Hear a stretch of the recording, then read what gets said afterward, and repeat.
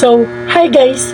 I'm Christian Angelo Mancil de Salisa, 19 years old, BSIT BPO 2A. So, ngayon, magte-terminate po tayo ng patch cable.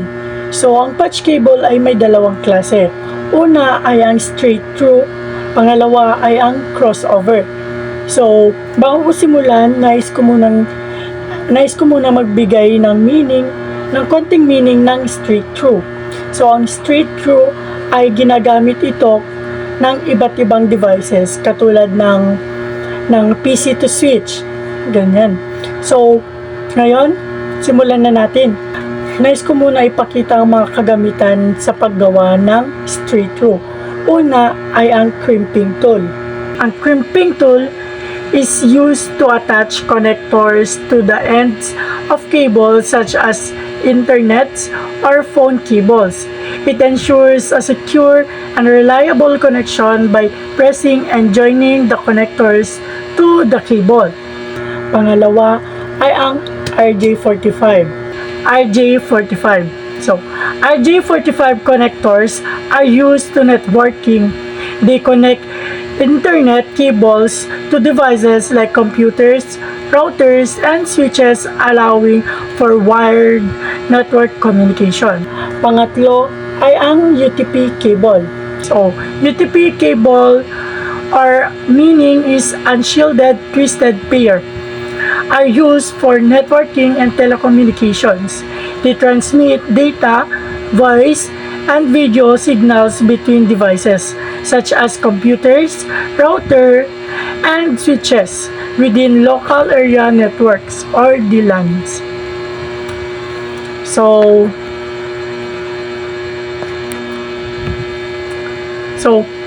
the main purpose of doing this cable is a straight through cable connectors different types of devices like computers to routers or switches in a network.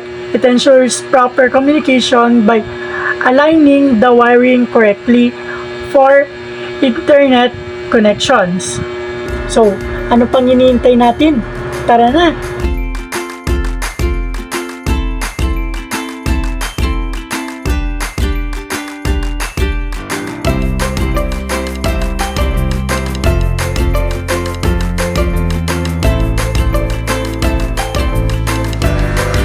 Dahan-dahan lang. So, ayan. So, ngayon, pag nakita nyo na po ito, ayusin na lang po natin kasi may standard tayong sinusunod. So, yung standard natin na sinusunod ay white, green, green, white, orange, blue, white, blue, orange, white, brown, and brown.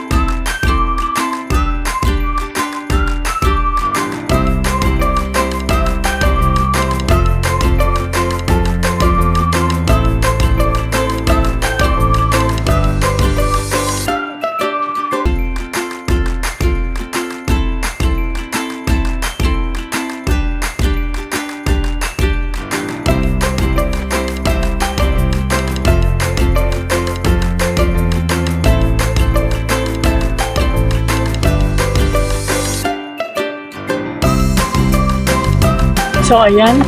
So, ayan. Tapos na po tayo sa straight through. So, ito, kailangan muna i-check kung gumagana lahat, kung umiilaw po siya lahat dun sa checker natin. Kaso wala po nun. So, sa tingin ko naman po ay ito ay gumagana. The main purpose of doing this cable is a straight through cable connectors different types of devices like computers to routers or switches in a network.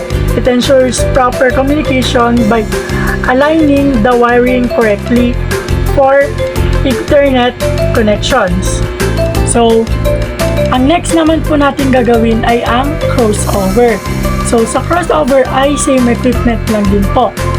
So, ito yung crimping tool, UTP cable, at ang RJ45. So, ang crossover ay ginagamit ito sa magkaparehong devices, katulad ng PC to PC. So, tara na, gawa na po tayo ng crossover.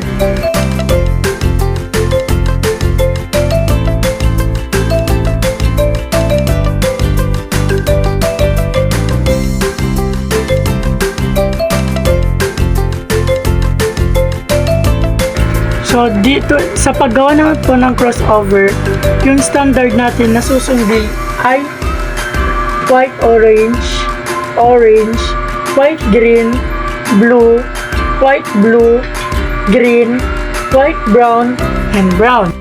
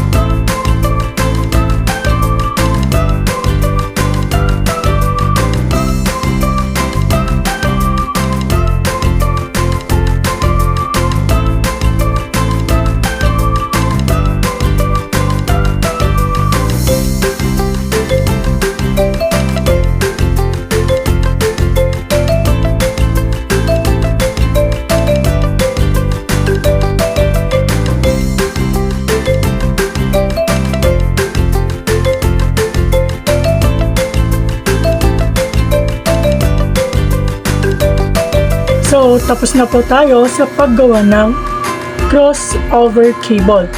So, ulitin ko nga po, wala pa akong checker, kaya hindi po natin ito magpapacheck. Pero kailangan po muna natin ito i-check kung gumagana. So, dito, sa tingin ko naman po, gumagana ito. The main purpose of crossover cables are used to directly connect two similar devices, like two computers or two switches, without needing extra equipment. They switch the transmit and receive signals so that devices can communicate with each other. While they were more important in the past, many modern devices can adjust automatically, making crossover cable less necessary today. So, ayun lamang po. Maraming salamat sa panonood ng aking patch cable tutorial.